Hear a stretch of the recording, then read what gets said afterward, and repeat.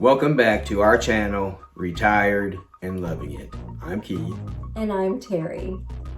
Welcome back to our coffee talk. Grab your cup of coffee and let's talk. Today we're going to talk about how you need to accumulate memories and not work on accumulating possessions.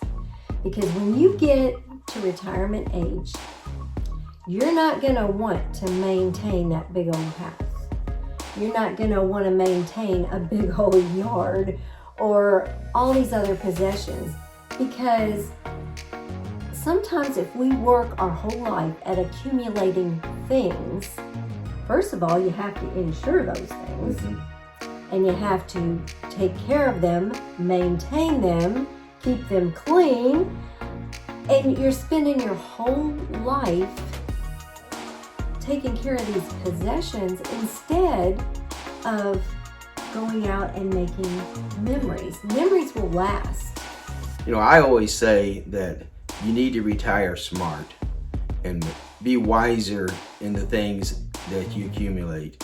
There's so many things that we had when I retired that I didn't need anymore, and I had wished ahead of time that I would have gone ahead and either sold those things or just never have gotten them, matter of fact. So you need to, ahead of time if you can, retire smart. Look around your house, look around at the things you have, your possessions. Do you really need them when you get 70 years old? You know, again, so many of these things that people buy, you got to insure them. But the main thing is, be wise in your retirement planning. Look around, see the things that you may not need.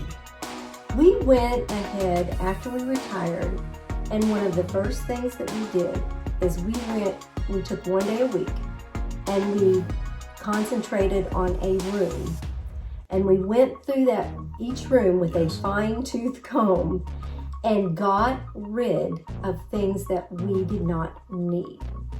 And it took us weeks and weeks. We went through every room. We even went out to our barn. Our barn was full of junk. Our shed was full of junk. Anyway, we had a big old sale and we sold so much stuff. We couldn't believe all the stuff that we had accumulated that we didn't need. And so it's important, and if you're watching this and you're in your 30s or 40s, you don't need all that stuff. And somebody's going to have to get rid of it someday. Probably just throw it in the dumpster. I think what sparked us is my parents moved. They were in their house for 62 years. So you can only imagine the stuff that they had. And so it's like, okay, I'm not going to wait till we're in this house 62 years. We had lived here, 40 something years. And so we had accumulated stuff too. Unbelievable stuff that we didn't need anymore. And so we went through, and do we still have stuff? Yes. But not like we did. And we're embracing more of the minimalist lifestyle. Really, the less stuff you have, the easier it is to maintain, to keep clean. It's so much easier to keep your house straight when you don't have so much junk laying around. So, you just have to weigh it. Do I want my kids to have to go through all this stuff and get rid of it when we're gone? Or do we just want to go through? And I think since we went through all of our stuff, I think we really appreciate the things that we kept. We keep the things that really mean a lot to us and that we use every day. And there's just so much stuff that we had that wasn't even necessary. We'll probably go ahead maybe next year or the year after and do this all again. And it won't take near as long because we don't really accumulate anything extra. We live a pretty basic life. We're not a very needy people. We just enjoy the average things. So when we do go through the house room by room, we'll get rid of a lot of stuff, but it won't be the process it was years ago. Right.